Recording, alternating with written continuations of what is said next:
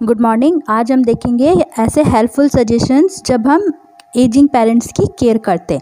तो वो कैसे करते हैं हम? एजिंग पेरेंट्स मीन्स जो ओल्ड एज पर्सन्स होते हैं, मीन्स जिनकी एज अबव 60 ईयर्स होती है, ऐसे लोगों को हम क्या बोलते हैं? Old age parents. ठीक है, मीन्स एजिंग पेरेंट्स। तो सबसे पहले हम देखेंगे ओल्ड एज क्या होता है। ओल्ड एज क्या होता है? जो हमारे लाइफ का सबसे लास्ट पार्ट होता है। मीन्स ओल्ड एज के बाद जनरली क्या होता है कि लोगों की डेथ्स हो जाती है। क्यों? क्योंकि ओल्ड एज ऐसा होता है जो हमारे लाइफ साइकिल का क्या होता है, सबसे लास्ट स्टेज होता है, जिसमें कि एक पर्सन की हेल्थ कंडीशंस भी क्या होने लगती है? डेटोरिएट होने लगती है। वो पर्सन क्या होता है? फिजिकली, मेंटली और सोशली भी कई बार सिक होता है। तो मोस्टली ओल्ड एज में क्या होता है? हेल्थ कंडीशंस डेटोरिएट होने लगती है। तो हम ऐसे पेशेंट्स का केयर हम कैसे करेंगे, हम आज आपको वो बताते हैं। तो ओल्ड एज क्या है? Old age refers to ages nearing or surpassing the life expectancy of human being and is thus the ends of the human life cycle. Means old age क्या है? एक ऐसा एज है जिसमें कि क्या होता है, जो लाइफ एक्सपेक्टेंसी होती है ह्यूमन बीइंग की, वो क्या हो जाती है? कम हो जाती है, और इसमें ह्यूमन लाइफ साइकिल का एंड हो जाता है। जैसे कि मैंने आपको पहले बताया कि ओल्ड एज के बाद जनरली क्या होती है? पर्सन की डेथ हो जाती है। तो अब इसमें 10 टिप्स मैं आपको बताऊंगी, जिससे जो कि एक सीनियर पेरेंट जो होता है, मतलब जो सीनियर होते हैं, मतलब जो ओल्ड एज पर्सन्स होते हैं, उनके हेल्थ के लिए ज़रूरी होता है। तो ऐसे 10 आसान तरीके मैं आपको बताऊंगी कि वो क्या क्या टिप्स होते हैं, आप कैसे उनकी हेल्थ नीड्स को जान सकते हैं और पूरी कर सकते हैं। पहला है ईट हेल्दी, मतलब आपको उनको अच्छा खाना खिलाना है। फोकस ऑन प्रिवेंशन, मतलब अगर उनको कोई डिजीज़ कंडीशन है तो आप उस डिजीज़ को कैसे प्रिवेंट करोगे। और मेनली ओल्ड एज में क्या होता है कि जो इम्यूनिटी पावर होती है वो कम हो जाती है। तो हमको क्या करना है कि ओल्ड एज पर्सन्स की इम्यूनिटी को बूस्ट करना है। तो मतलब जब हम उनको अच्छा प्रोटेक्शन देंगे, उनको हम साफ़ सुथरा हाइजीन से रखेंगे, उनको सफाई से रखेंगे, तो हम क्या कर सकते हैं? उनका प्रिवेंट कर सकते हैं कि उनको कोई भी डिजीज़ ना हो। फिर थर्ड है get information on medication management. Old age में जैसे कि मैंने आपको पहले बताया कि मोस्टली पीपल्स को क्या होता है? डिजीज़ होता है। मतलब उनका हेल्थ अफेक्टेड रहता है, चाहे वो फिजिकली हो, चाहे मेंटली हो, चाहे सोशली हो। तो ऐसे में उनकी मेडिकेशंस चलती है, तो आपके पास पूरी कंप्लीट इन्फॉर्मेशन होनी चाहिए कि आपको कौन सी मेडिसिन किस टाइम पे, कैसे डोज में पेशेंट को किस तरीके से देनी है। फिर गेट सम स्लीप, मीन्स ये ध्यान रखना है कि आपका जो ओल्ड एज पर्सन है वो अच्छे से सो रहा है कि नहीं सो रहा है, उसकी नींद पूरी हो रही है कि नहीं हो रही है। क्योंकि कई बार क्या होता है, जब नींद पूरी नहीं होती उसके कारण से भी पेशेंट बीमार होता है। फिर रिमेंबर मेंटल हेल्थ, मीन्स उसका अगर मेंटल हेल्थ कंडीशन भी हमको देखना है कि पेशेंट मेंटली फिट है या नहीं है, पेशेंट को सब चीज़ याद है या नहीं है, या पेशेंट कुछ भूल जा रहा है। क्योंकि ऐसे एजेस में मेनली अबव 60 ईयर्स में क्या होता है? अल्जाइमर्स डिसीज़ होता है, मीन्स डिमेंशिया। मीन्स क्या होता है? पेशेंट भूलने लगता है। जैसे कभी क्या होता है, हमारे घर में जैसे नाना नानी, दादा दादी होते हैं, तो वो क्या करते हैं, कभी किचन में जाते हैं, दूध चढ़ाते हैं और भूल जाते हैं कि दूध चढ़ा है करके। और कई बार ऐसे सिचुएशंस में क्या होता है, अगर आप उस समय घर में प्रेजेंट नहीं है तो आग लगने का चांसेस होता है, एक्सीडेंट होने का चांसेस रहता है, होम एक्सीडेंट्स होने के बहुत सारे चांसेस होते हैं। क्यों? क्योंकि जो ओल्ड एज पर्सन्स होते हैं उनकी मेमोरी पावर जो होती है वो धीरे धीरे डेटोरिएट होने लगती है, मीन्स कम होने लगती है। तो इसलिए हमको ध्यान रखना है कि वो पेशेंट जो है, ओल्ड एज पर्सन जो, उसकी मेंटल स्टेटस कैसा है। फिर screen for vision changes, means हमको क्या करना है? उनके विज़न चेंजेस के लिए स्क्रीनिंग करवाते रहना। मीन्स उनका आई चेकअप, उनका पूरा पर्सनल डेली रूटीन चेकअप, ये सब हमको क्या करना है? करवाना है। देन सोशलाइज, मीन्स हमको उनको क्या करना है? सोशलाइजेशन देना है। मीन्स उनको ग्रुप में लेके जाना है। वो जब रिलीजियस एक्टिविटी में अगर वो इन्वॉल्व रहते हैं तो उनको रोकना नहीं है, उनको जाने देना है, उनको हर चीज़ करने देना है, पर आपको एक जन को उनके साथ ज़रूर से जाना है। फिर स्टे फिजिकली एक्टिव, मतलब ऐसा होना चाहिए कि वो पर्सन जो है वो फिजिकली भी एक्टिव हो। मीन्स कई बार ओल्ड एज में देखा गया है कि जो लोग होते हैं तभी भी वो अपने आप को फिट रखने की कोशिश करते हैं, मतलब फिजिकली बहुत एक्टिव होते हैं, एक्सरसाइज करते हैं, योगा करते हैं, मेडिटेशंस करते हैं, ये सारे काम वो करते हैं। तो आपको उनको रोकना नहीं है, आपको उनको सपोर्ट करना है, मोटिवेट करना है। फिर मैं आज आपको बताऊंगी आप ऐसे एल्डरली पेरेंट्स अगर आपके घर में हैं, नाना नानी दादा दादी, तो आप उनको किस तरीके से घर में ही केयर प्रोवाइड कर सकते हो। तो मैं आज आपको ऐसे 8 तरीके बताऊंगी। तो इसमें है care for elderly parents at home is typically the first step in A seniors long term care plan. मतलब जब एल्डरली पेरेंट्स घर में होते हैं तो ये सबसे पहला स्टेप होता है सीनियर्स का, मतलब सबसे पहला स्टेप होता है कि हमको उनके केयर के लिए केयर प्लान रेडी करना पड़ता है। मतलब हमको प्लानिंग करनी पड़ती है कि हमको उनको किस तरीके से केयर देना है, क्या डाइट्स देना है, अगर उनको कोई डिजीज़ है जैसे डायबिटीज़ है, हाइपरटेंशन है, तो हमको क्या डाइट उनको प्रोवाइड करना है और कौन सा डाइट उनके लिए हेल्दी है और कौन सा डाइट उनके लिए अनहेल्दी है। ये सारे प्लानिंग्स हमको करने पड़ते हैं जब हमारे घर में कोई एल्डरली पेरेंट है। तो फिर हमको उनको क्या करना पड़ता है, कंफर्ट भी प्रोवाइड करना पड़ता है ताकि वो कंफर्टेबल रहें, उनको कोई प्रॉब्लम ना हो, वो फिट रहें और उनको कोई सी चीज़ की टेंशन स्ट्रेस ना हो, इसलिए हमको उनको कंफर्ट भी प्रोवाइड करना पड़ता है। फिर इसमें फर्स्ट पॉइंट है keep a close I on your wellbeing. मतलब हमको पूरे समय जो हमारे घर में एल्डरली पेरेंट्स हैं उनको हमको क्लोजली ऑब्जर्व करना है। मतलब वो अगर कहीं जा रहे तो उनके साथ एक जन को किसी को जाना है, अगर वो मार्केट तक भी जा रहे हैं तो हमको उनके साथ हेल्प करना है, जाना है, अगर वो कभी किचन में कुछ काम कर रहे हैं तो हमको उनके साथ हेल्प करना है। तो हमको उनके ऊपर क्लोज आई रखना है, मतलब हमेशा उनको अपनी आंखों के सामने रखना है।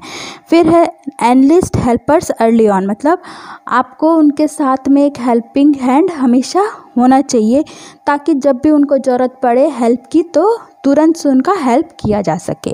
फिर फाइंड ए रेस्पाइट केयर प्रोवाइडर। मतलब आपको एक प्रिवेंटिव केयर प्रोवाइडर भी होना चाहिए ताकि आप जब जैसे ही ज़रूरत पड़े और उनको कोई डिजीज़ है जैसे अस्थमा है तो अस्थमा का अटैक आ गया अचानक से, तो आप उनको तुरंत से इन्हेलर प्रोवाइड कर सको। आपको मालूम होना चाहिए कि किस डिजीज़ के लिए क्या क्या प्रिवेंटिव मेजर्स आप घर में यूज़ कर सकते हैं, तो आप उनको वो चीज़ प्रोवाइड करो।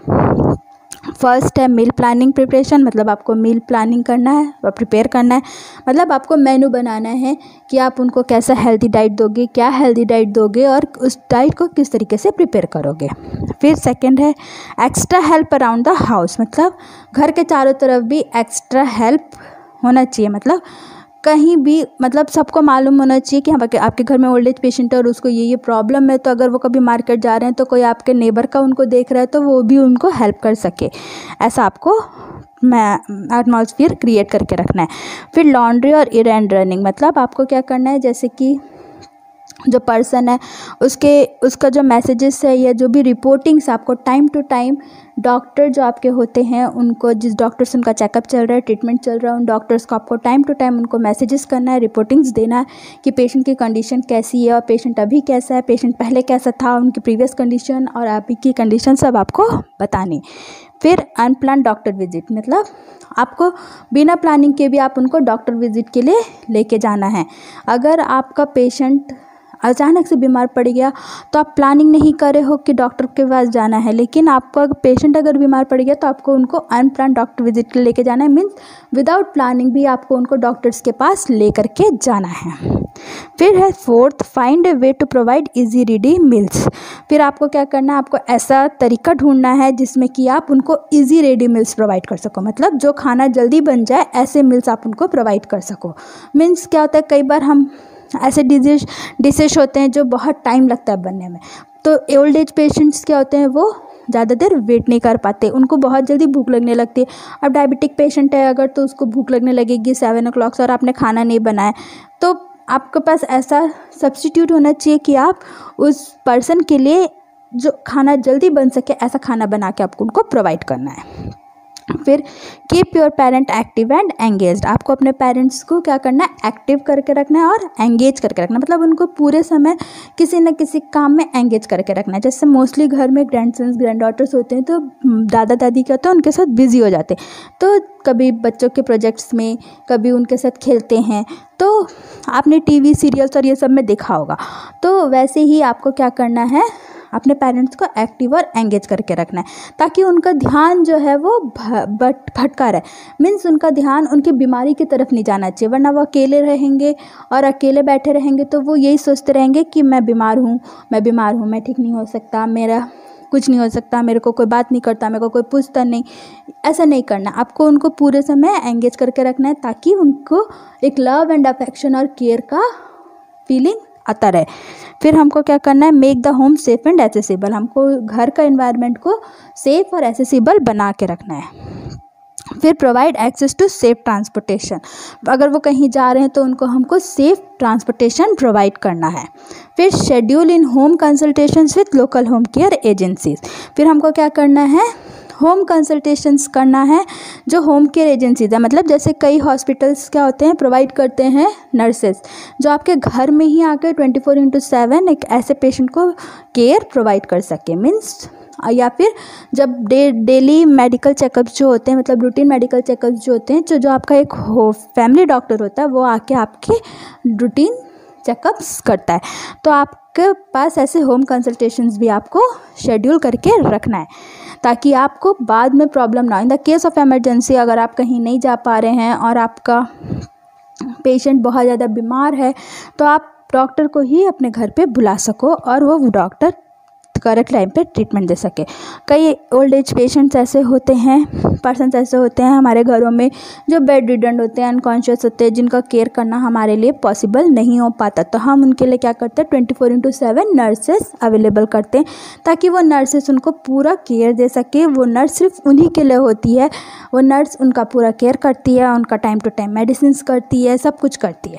और आज के बिजी शेड्यूल में ऐसा ही होता है कि जब हम जॉब करते हैं तो जब हम जॉब में रहते हैं तो हमारे पास क्या होता है, टाइम नहीं होता कि हम पेरेंट्स को केयर कर सकें। लेकिन हम पेरेंट्स को ऐसे छोड़ भी नहीं सकते, तो हम क्या करते हैं, उनके लिए फैसिलिटीज़ अवेलेबल कराते हैं ताकि उनको प्रॉपर केयर ट्रीटमेंट मिल सके। और टाइम टू टाइम हम खुद भी, जब हमारे पास टाइम रहता है, हम वीकेंड्स में होते हैं, तो हम उनको खुद केयर प्रोवाइड करना है ताकि उनको ये ना लगे कि हमारे घर के बच्चे हमको पूछते नहीं। आपको ऐसे जो ओल्ड एज पेशेंट्स होते हैं, ओल्ड एज पर्सन्स होते हैं, उनका मेनली ये होता है कि आपको उनको लव, अफेक्शन और केयर देना है। मतलब वो आपसे उम्मीद करते हैं, एक्सपेक्ट करते हैं कि आप उनको क्या करो, प्यार करो उनके इस टाइम पीरियड में जब वो सबसे ज़्यादा उनको आपकी ज़रूरत है। तो ये कुछ ऐसे आसान से टिप्स थे जो मैंने आपको बताए कि जब आपके घर में कोई ओल्ड एज पर्सन है तो आप उनके हेल्थ की नीड्स को कैसे पूरी कर सकते हो। ऐसे 10 टिप्स थे और अभी मैंने बताया ऐसे 8 टिप्स जब आप घर पे ही पेशेंट को प्रॉपर केयर प्रोवाइड कर सकते हो। आप अपने पेरेंट्स को पूरे प्रॉपर लव, अफेक्शन और केयर प्रोवाइड कर सकते हो अगर आप इन बातों का ध्यान रखोगे तो इससे हमको ये, तो आप ये सब चीज़ को, आप इनको फॉलो करिए अपने घरों में और फिर देखिए कि आपके फैमिली रिलेशनशिप्स कितने अच्छे होते हैं। आपको ये नहीं करना है कि आपका पेशेंट, आपके घर में आपके पेरेंट्स ओल्ड एज हो गए या घर में कॉन्फ्लिक्ट्स हो रहा है तो आप उनको ओल्ड एज होम में छोड़ दिए। ऐसा कभी मत करिए। आप उनको ओल्ड एज होम मत छोड़िए। क्यों? क्योंकि आप ओल्ड एज होम उनको छोड़ेंगे तो वो आपसे कट ऑफ हो जाएंगे। उनके दिल में ये रहेगा कि मेरे बच्चे मुझसे प्यार नहीं करते। तो आपको उनको क्या करना है, घर में ही रख के ऐसा केयर प्रोवाइड करना है जिससे कि उनको प्यार मिले, जिससे कि उनको लव और अफेक्शन मिले। उनको उनके ग्रैंडसन, ग्रैंड-डॉटर से बहुत वो अटैच्ड होते हैं, तो उनको उनसे अलग मत करिए ताकि वो उनके साथ रह के अपने टाइम स्पेंड कर सकें। So thank you for listening this and please like and subscribe our channel.